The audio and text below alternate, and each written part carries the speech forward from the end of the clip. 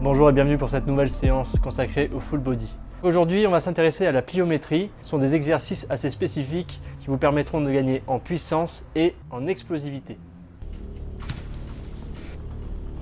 La pliométrie, c'est l'étirement rapide d'un muscle suivi de sa contraction maximale sur un laps de temps très court. Il est donc possible de travailler en horizontal ou en vertical, que ce soit vecteur inférieur ou vecteur supérieur. Aujourd'hui, nous travaillerons sans charge afin de respecter un maximum de la technique. Le but sera d'améliorer vos performances en gagnant en explosivité et en puissance. Je te propose de mettre en place ce parcours où il faudra placer 2 steps, un obstacle à sauter et éventuellement quelques tapis de sol qui pourront te servir de repère mais qui ne seront pas indispensables. Allez, on va s'échauffer et on commence.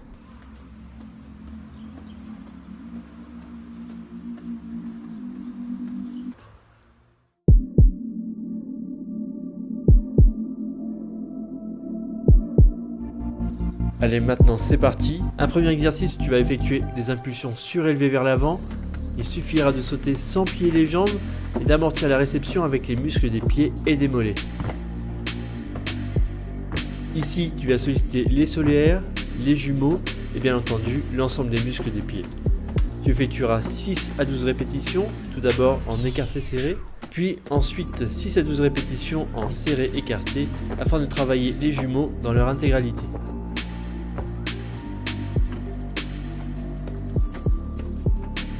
Une fois terminé, tu enchaînes en sautant par-dessus l'obstacle et tu te diriges vers le second step.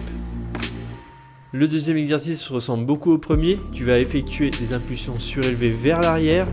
Attention donc à la réception, commence par des mouvements de calibrage afin d'éviter une mauvaise entorse et ensuite lance-toi dans le game comme il se doit. Ici tu vas solliciter principalement les fibulaires, ce sont les muscles de la face externe de la jambe. Tu effectueras 6 à 12 répétitions, tout d'abord en écarté serré comme précédemment. Et ensuite 6 à 12 répétitions en serré écarté, comme toujours dans le but d'effectuer un travail complet.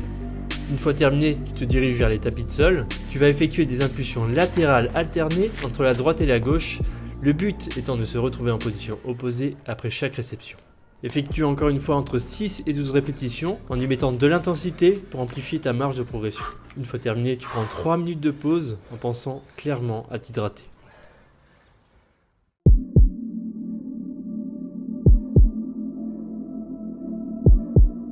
Le deuxième tour est maintenant consacré aux cuisses et aux fessiers. Ici on attaque par des fentes surélevées vers l'avant. Le fait de travailler sur un step et de façon dynamique va amplifier le travail des fessiers. Le tout étant basé sur l'impulsion qui déclenche ton mouvement et la tonicité qui en suivra. Effectue 6 à 12 répétitions en fonction de ton niveau en alternant les jambes après chaque mouvement. Une fois terminé, tu continues ton chemin vers le step suivant en sautant à nouveau par-dessus l'obstacle. Pour ce deuxième exercice, même principe que pour les mollets, tu vas effectuer des fentes toniques en allant chercher le step derrière toi. Attention encore une fois à la position de tes chevilles, teste le mouvement avant de te lancer de corps et âme. Tu resteras sur 6 à 12 répétitions en alternant les jambes entre chaque mouvement. L'intérêt de cette variante, c'est d'amplifier le travail des quadriceps. D'ailleurs, tu devrais vite t'en rendre compte, ça chauffe vite. Une fois terminé, tu te diriges vers les tapis de sol pour la prochaine épreuve. Alors il s'agit d'un exercice basé sur l'impulsion à grande amplitude. Tu vas effectuer des squats dynamiques où tu devras bondir vers l'avant tout en décalant ton corps vers la droite puis vers la gauche de façon alternée. Effectue entre 6 et 12 mouvements et ensuite récupère pendant 3 minutes avec par exemple une collation et quelques gorgées d'eau.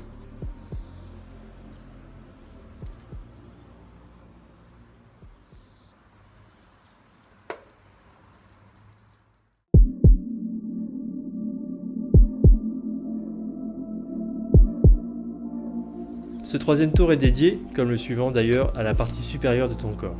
Tout d'abord, je t'invite à effectuer des pompes sautées vers l'avant, toujours avec le step. Alors si jamais tu ne parviens pas à effectuer ce genre de pompe, eh bien tu passes au niveau inférieur, tu vas effectuer des pompes simples, mais toniques, avec grande amplitude. Le principal c'est d'évoluer à son rythme, sans sauter les étapes. Tu vas donc maintenant stimuler les pectoraux, les triceps, mais encore les deltoïdes antérieurs et les dentelés. Le fait de travailler en surélévation avant va amplifier le travail de tes deltoïdes antérieurs, mais également de la partie claviculaire de tes pectoraux. Tu effectueras encore une fois 6 à 12 répétitions en fonction de ton niveau. Alors fais en sorte de te donner à fond, ne prends pas pour excuse la chaleur, c'est clairement le moment de te donner. Donc voilà, une fois terminé, tu diriges vers le second step et logiquement tu vas effectuer les mêmes types de pompes avec cette fois une impulsion surélevée vers l'arrière. histoire d'axer le travail sur la partie médiane de tes pectoraux. Alors attention à la position de tes poignets et au mouvement, celui-ci est plus difficile qu'auparavant à finaliser. Je compte sur toi pour assurer la technique et aller jusqu'au bout.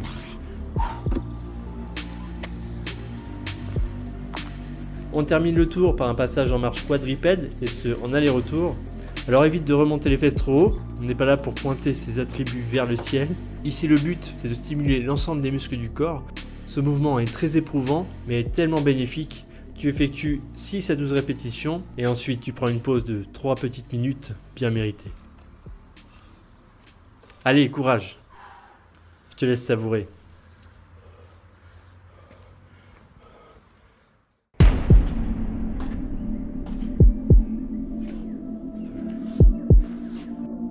Le dernier tour devrait te puiser tout ce qu'il te reste en énergie. C'est parfait, non? On recommence la même chose en y ajoutant un peu plus de difficulté. Eh bien, je t'invite simplement à ajouter 2 répétitions aux 2 premiers exercices et ensuite à doubler la marche quadripède. Bon, bien entendu, se dépasser c'est important.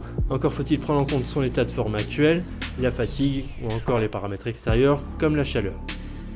Il faut savoir que logiquement, le corps transpire davantage lors des premières chaleurs.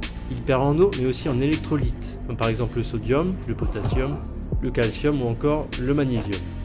L'important est de limiter si possible les pertes. Pour cela, il est nécessaire de s'habituer progressivement à la chaleur en s'entraînant.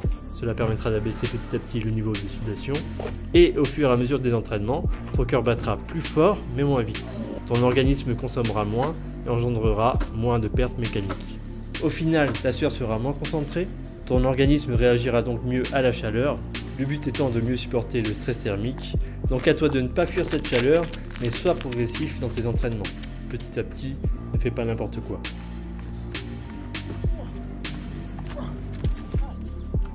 Dans le cas d'une activité physique comme aujourd'hui, l'eau minérale est à favoriser. Il faudra penser à boire régulièrement, avant, pendant et après la séance, et sans exagération. Pour terminer, pense aux étirements et éventuellement à prendre un shaker de whey, ça fera beaucoup de bien à ton corps pour la récupération. Voilà, c'est terminé pour aujourd'hui, j'espère que la séance t'a plu et que tu as bien transpiré. Je t'invite naturellement à t'abonner à ma chaîne, partage cette vidéo autour de toi pour motiver d'autres personnes. J'ai vraiment besoin de ta contribution pour continuer à avancer ici même sur YouTube. Un petit pouce bleu bien entendu m'aiderait à évoluer positivement. Quoi qu'il en soit, je t'adresse un grand merci, à très bientôt pour de nouvelles vidéos, allez ciao ciao.